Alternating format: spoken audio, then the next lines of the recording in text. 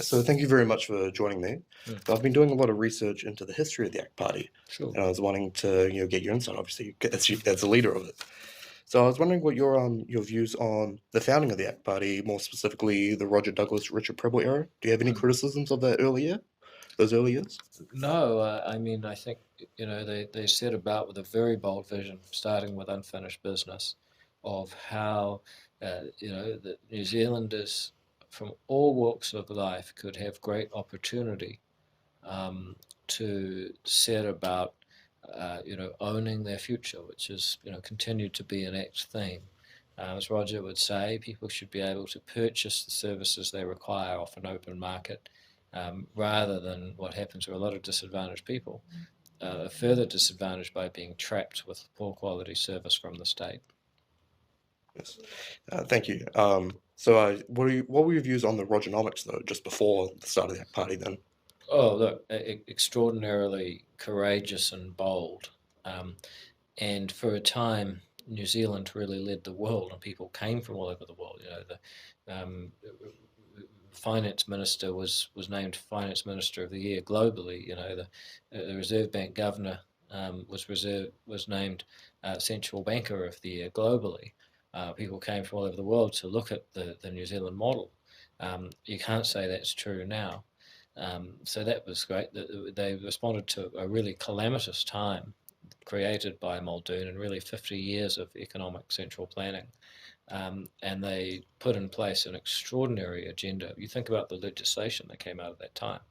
The Constitution Act 1986, Income Tax Act 1986, Reserve Bank Act 1999, State Sector Act 1998, Resource Management Act 1991, Education Act 1989, and it goes on and on. So they really put in place that the key underlying premises of of the modern New Zealand, and they really did it in 5, maybe 6 short years. Although towards the end that was largely dysfunctional.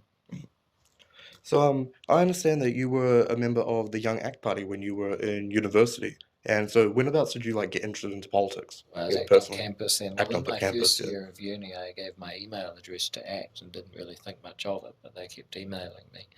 And anyhow, uh, I got offered a paid job doing telephone polling for the party in the 2002 election, and then in 2004 I became involved in the Act on Campus as it was known then, and in 2005 I became a candidate. So it wasn't really till 2004 that I sort of seriously involved, other than taking the paid work. Yeah.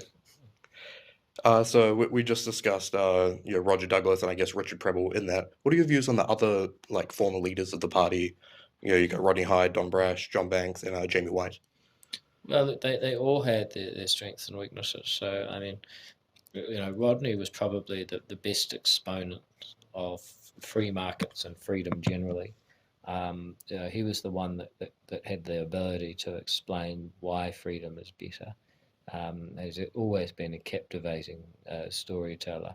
If you look at Don, he brought enormous profile and gravitas from his former roles.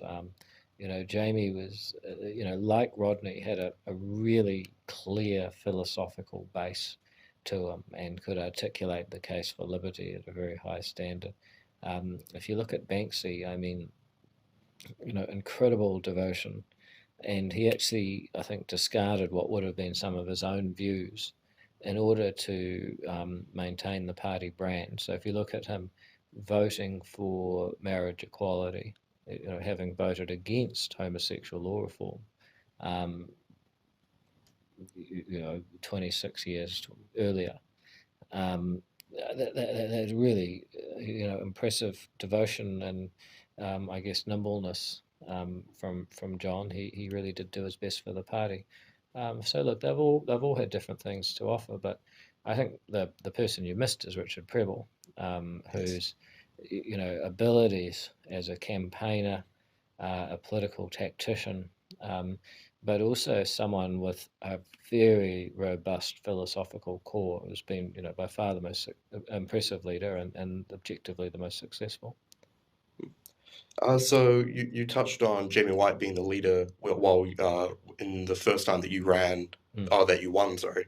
What was the selection process of you becoming the candidate for Epsom opposed to Jamie White? Because I see a bit of parallel between the 2011 election with John Banks running in Epsom, but Don Brash being the leader. Mm.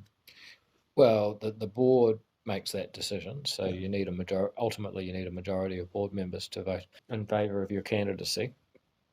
Um, the board faced a dilemma in 2014.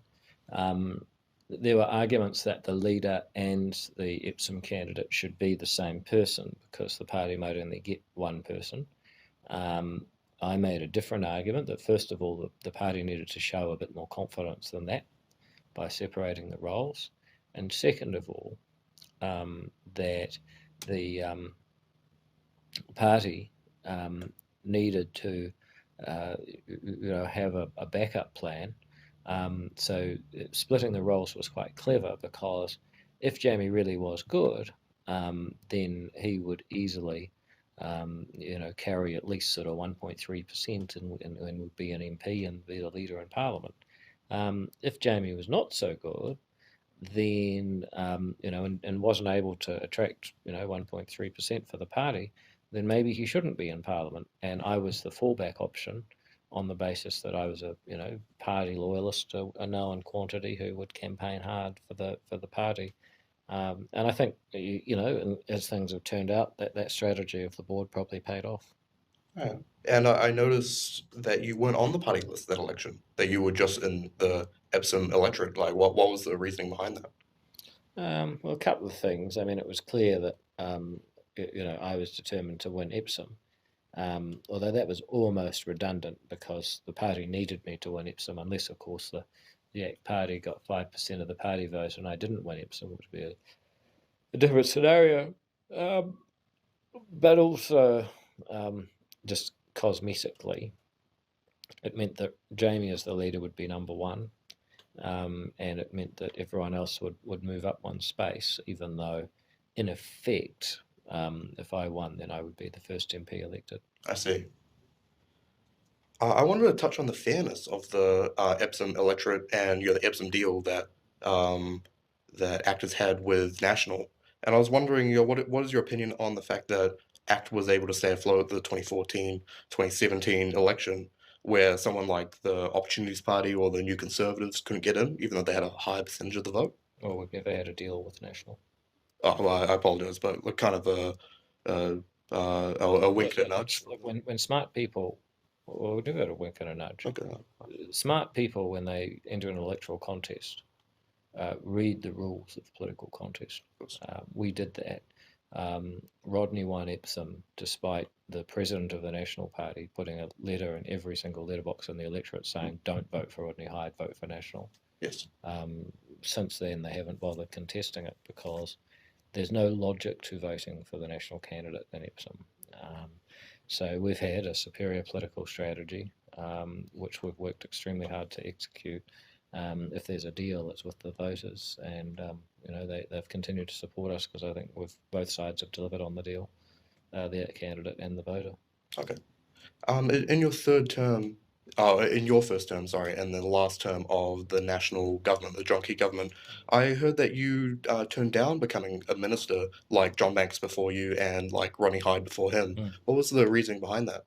Well, if I became a minister, I wouldn't be able to have a private member's bill in the ballot, so I would have had to abandon end of life choice. Oh, I see. And I felt it was important that I maintain my power as a backbencher, or as an undersecretary outside the executive at least, to get that legislation done. And as it turned out, that's exactly what happened. Mm. Well, you just touched on the end of life bill. I was going to ask you about that as well. How did you use your political power as just one member of 120 MPs to push through that legislation? We didn't have a lot of power. We had a lot of persuasion, and so we appealed to people based on their specific concerns about why this is important, and we spent a lot of time working with individual MPs on why they should support the bill, and in the end, a majority did. So it was, if there was any power, it was the power of persuasion. Yes. Then, other than the end of life bill, what other accomplishments do you think you can point to as being just one person within the parliament as like accomplishment that you were able to succeed?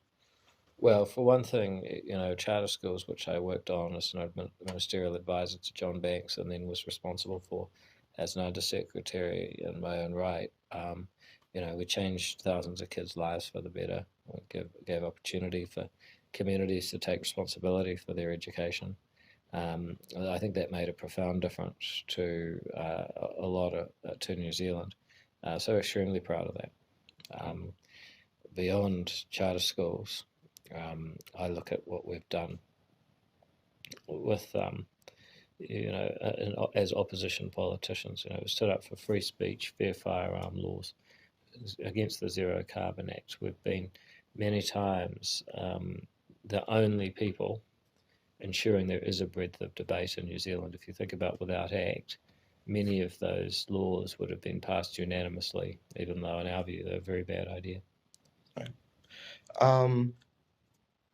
So obviously in the last election you've gone from 1 MP to 10 MPs. The largest seat count ACT has ever had. I was wondering what factors you think led to that surge of support, whereas for many elections there wasn't that support for the ACT Party.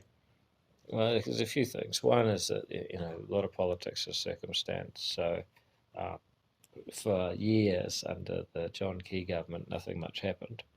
And while it's hard to see any real advances for freedom, there were very few threats to it. Under Jacinda Ardern, suddenly you had a government that was prepared to regulate in a very abrupt and unconsultative way fair firearm laws, oil and gas bans, plastic bag bans, freshwater laws. I mean, just about everything they did. Zero Carbon Act. So they actually did seriously impose on people's freedoms. And so a party like ACT that talks about freedom became more relevant to a lot of people.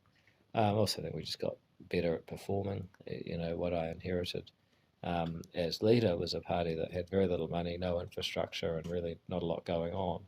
Over a period of several years, we gradually improved the quality of people coming to join the party, and it got stronger and stronger, and my own abilities to campaign and my own name recognition really improved. So, it was really cumulative. It was a 5-year project, but we managed to get to a stage where we were quite able. I was wondering how you're managing as a leader of a large caucus, whereas you were only yourself in Parliament before, and now you have 9 other MPs with you. I was comparing it to Peter Dunne coming in with in 2002 with his many supporters when other MPs when beforehand he was just one person in Parliament. How do you find with such a much large caucus? Well, I think there's a bit of a difference. I mean, his really was accidental based on turning the worm. And in an election where there was a lot of just, I guess, despair with both of the traditional parties, I think the third party vote share was the highest in the history of New Zealand elections that year. Whereas in this case, our support built steadily from about October 2019 to October 2020, from 1% to about 8%. And we had, a much more rigorous candidate selection process. So look, so far, our team's performed really well. I've been really pleased with them. And last question I have for you is, what do you think about the future of the ACT Party, where it's going? I've heard you have this goal to get 20 MPs into Parliament by 2023. Is that correct? What do you think? Yeah, I the certainly process think is? we can get 20 MPs based on, when we do research into how many MPs are interested in voting for us in the future. And that's a pretty high standard, a pretty high level. Certainly twice as many people are interested in voting ACT as used to be. So we think, if we campaign well and they actually do decide to vote for us, then we should manage to double our number of representatives in Parliament. All right. Thank you very much for giving up your time to talk to me. I Yeah, really no, appreciate it. yeah, no problem. Hope that's useful.